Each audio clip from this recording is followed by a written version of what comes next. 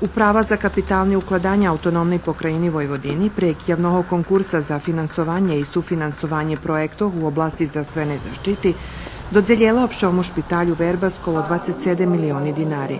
Medicinski aparati u tim špitalju stari, hubjaše i často njemož dac osnovnu zdravstvenu pomoć zagroženim pacijentom.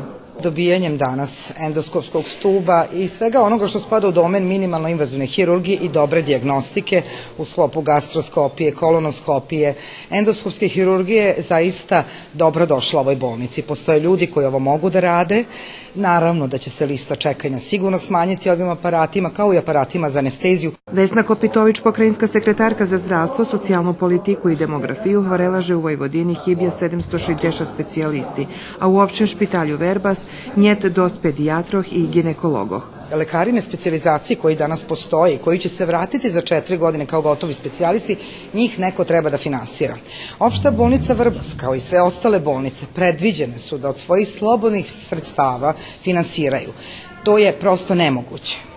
Ministarstvo zdravlja bi trebalo u budžet sledeće godine da stavi specijalizacije i finansiranje specijalizacija, jer ova bolnica 3.600.000 treba da daje godišnje, znači za 2 semestra za obuku kadra, od slobodnih sredstava kojih nema.